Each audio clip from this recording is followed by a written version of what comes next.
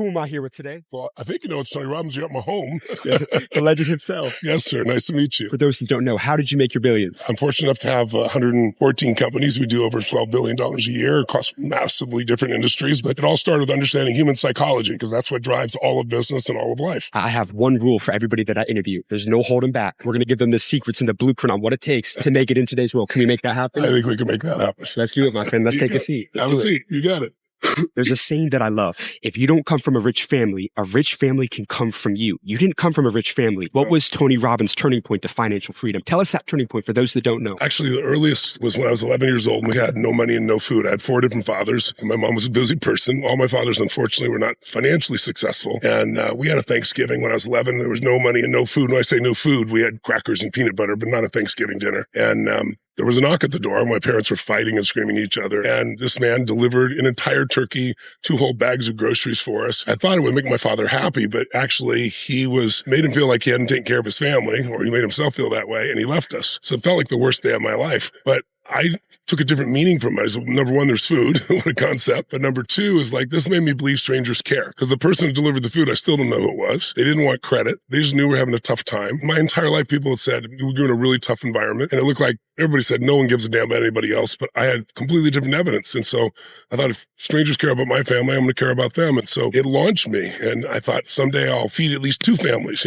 So at 17, I fed 2, and then I got to 4, and then 8. I had a little small company I grew, and eventually I got to 4 million people a year. And then 12 years ago, I decided I wanted to provide 1 billion meals in the United States. And so now that's grown. My whole life has grown from this focus on how do you give more, not how do you get more. Beyond the economics, it makes you feel fully alive, like your life has real meaning. So I'm very grateful for what I thought was my worst day became my best day. At 17 years old, you found one of your first mentors, Jim Rohn. That's and right. You found out early on that success leaves clues. And I recently interviewed Robert Herjavec, and he told me that some of the most bullshit advice that you hear all the time is that people always tell you it's not what you know, it's who you know. Because he's saying that successful people aren't necessarily going to give you the time of day if you don't have value to offer them and a reason for them to connect and pour into you. So I want to ask you for your advice to that young person out there trying to attach themselves to the right people. They may not have a lot of credibility. What would you do if you were them? Your best networking tip to the younger generation. I'll tell you what Jim Rohn taught me, because it's the best advice I ever got. I was 17 years old and I went to work for him because I loved what he was teaching. I thought he was a genius in business and philosophy and so forth, the strategy. And so I went to one day and said, I've got 4 fathers. They were always broke.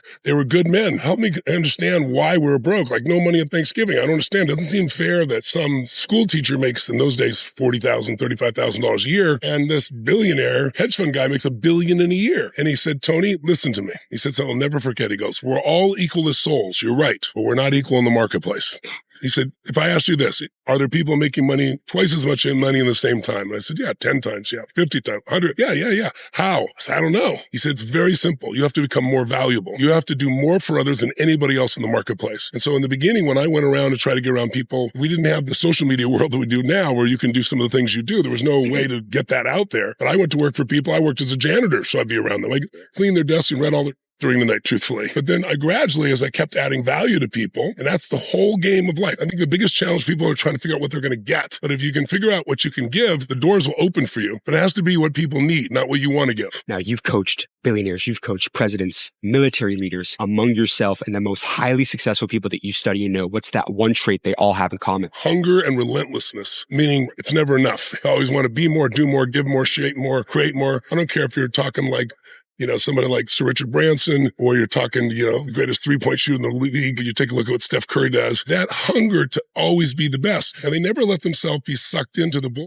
that people tell you is like the system's against you. The system's always against you. Your job is to break through the system. That's what gives muscle. You don't get muscle by not having to work it. I mean, you look at somebody like Steph, he makes it look so easy. He shoots the ball from almost half court, chewing on the side of his mouthpiece. He doesn't even look. He turns around and he just knows it's gone in it. But he practices. I've trained with him.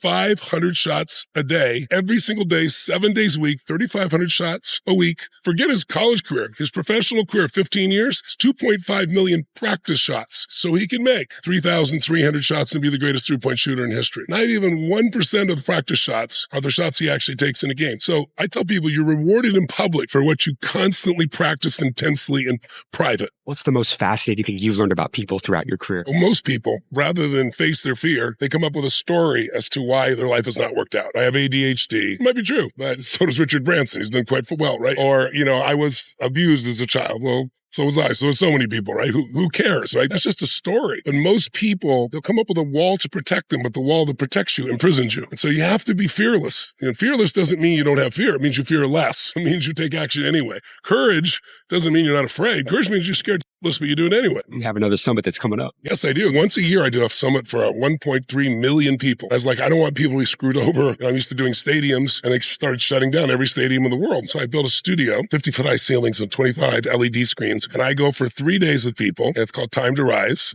Go to timetorise.com, I believe it is. And there's no charge. All you got to do is show up for about 2.5 hours a day, and I'll show you how to start your year right. Instead of hoping the year's going to go right or setting a bunch of New Year's resolutions, we'll show you how to put a plan together you can really implement, and people have a blast with it. 114 companies. There's a saying that I love. Concentration builds wealth. Diversification keeps it. You weren't afraid to diversify and go into different industries. At what point do you think an entrepreneur should diversify? That's a great question. I think the worst mistake a parent can make is they're a terrible parent, so they have a second child, right? And a third before they're really good at anything. And I see that with entrepreneurs often because it's easy. It becomes fun to start something new. And I made that mistake early on myself. I remember one time I was going to a bunch of billionaire friends of mine that I was coaching, and then I said, I really want your help. I have all these opportunities. And they scolded the shit out of me and said, look, Tony, you got to master this thing before you go do these other 12 things. And so I think you have to have a certain level of mastery of business, economics, and so forth. Otherwise, you spread yourself too thin. But once you get to move from being an operator to an owner, how could I run 114 companies and be on the road and deliver and have 5 kids and 5 grandkids and a wife that I adore and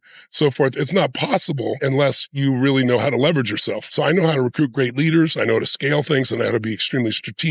And so if you can scale and you're strategic and you hire the right people, that's how you get the job done. But running around and doing it yourself and just the whole hustle culture, I believe hustle culture is a useful thing to start things out. But then you need strategy. And I think you got to be really smart about not dividing your interest and shield there. What's Tony Robbins' secret to sales? Get results. There's no better marketing tool than results. When I began, I was like you, I was very young. I was 17 when I started, but 23, I remember I was going out and people were like, how's this guy going to teach me anything, right? But I was doing the same thing you did. I was learning from all other people. I was trying to compress decades into days by pulling those principles. But what I learned was if I had the skill, not just the knowledge, where I could repeat what I heard from other people, where I could produce a repeatable result that no one else could get in sports and business and finance and their personal lives. And it didn't matter my age, didn't matter how much marketing I did. The world grew. Credibility kills all bad attitudes. That's a perfect way of saying it. How old are you now? 65, about to be 66. Tony, if me and you died tomorrow and you had one more message to leave with the younger generation, what would that be? I'd say be relentless. Become the creator of your own life. Don't settle for less than you can be or do or create or give, no matter how hard it gets. Obviously, it's hard. There's nobody who's got great success in their life or great fulfillment, even more importantly, who hasn't been pushed to the edge multiple times. But it's the person that just won't give up, who keeps moving forward, and the person who's found something they care about more than themselves. I think that's the most important thing. I don't care if it's your kids or it's your family, if it's your business, it's your mission. If there's something you care about more than you, you're going to have enormous energy for the rest of your life. If it's just about you, you don't need that much to fulfill your basic needs. And so you'll eventually burn out. But if it's about something larger than yourself, man,